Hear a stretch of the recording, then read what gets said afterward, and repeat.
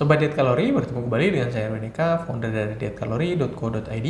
Dan di video kali ini kita akan membahas tentang bagaimana cara memahami dengan benar konsep dari diet rendah karbohidrat. Jadi banyak orang yang menjalani diet rendah karbohidrat ini, terutama di negara kita di Indonesia, karena ya sumber pangan utama kita ya karbohidrat gitu ya, nasi, beras ya, nasi putih itu menjadi makanan sehari-hari.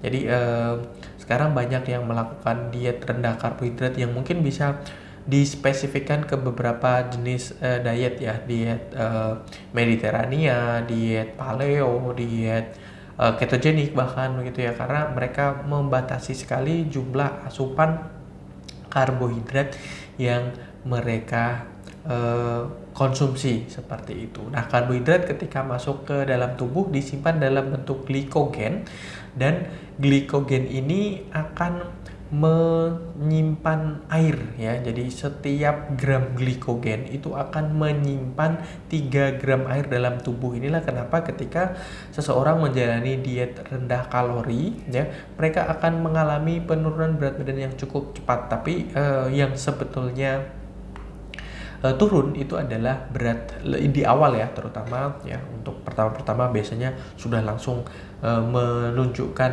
grafik yang cukup signifikan kaitannya dengan penurunan berat badan. Nah, itu diawali dari masa air, atau yang turun adalah berat airnya. Jadi bisa dikatakan sampai dengan 70% penurunan berat badan ketika seseorang menjalani diet rendah karbohidrat adalah penurunan kadar air dalam tubuh seperti itu. Jadi sampai dengan 70%. Lemaknya belum gitu, karena lemak ini ya harus benar-benar dibakar ketika kita mengalami defisit kalori seperti itu.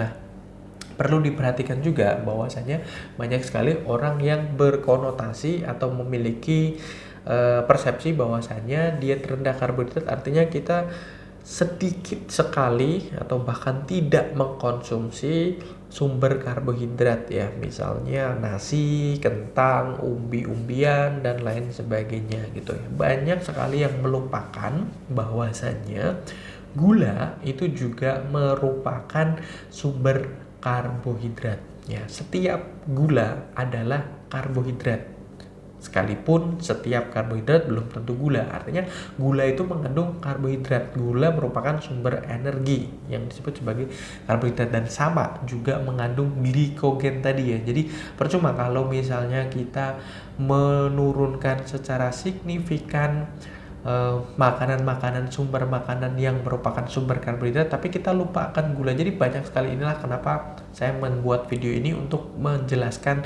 tentang diet rendah karbohidrat, yang notabene kalau ditelisik lebih dalam juga diet kalori menjalankan hal yang sama, yaitu mengurangi jumlah kalori yang masuk ke dalam tubuh. Hanya saja banyak orang yang karbohidrat itu selalu misalnya ya nasi, bubur, pasta, mie, tepung-tepungan ya, roti dan lain sebagainya ya, kentang, umbi-umbian dan seterusnya itu.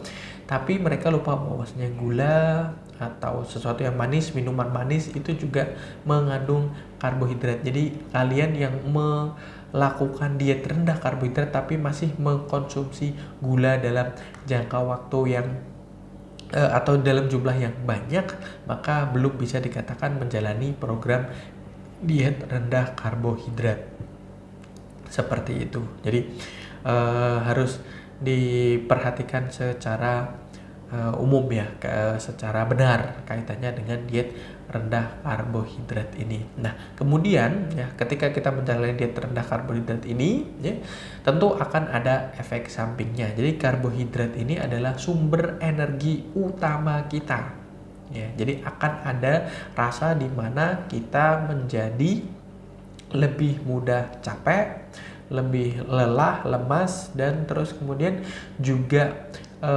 ketika kita menjalaninya dalam jumlah atau jangka waktu yang panjang akan mengalami kondisi di mana hormon tubuh kita akan terganggu seperti itu.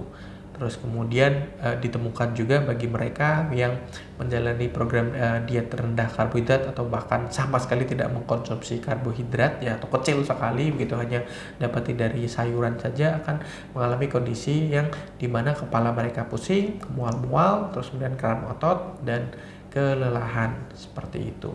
Jadi kita rekomendasikan sekali lagi sebaiknya daripada mengurangi secara masif satu jenis sumber makanan tertentu, misalnya karbohidrat, protein atau lemak, lebih baik ke semuanya kita kurangi dalam jumlah kalori yang tepat ya, dan sesuai dengan kebutuhan tubuh kita seperti itu. Nah, info lebih lanjut Anda bisa mengunjungi website kami di dietkalori.co.id.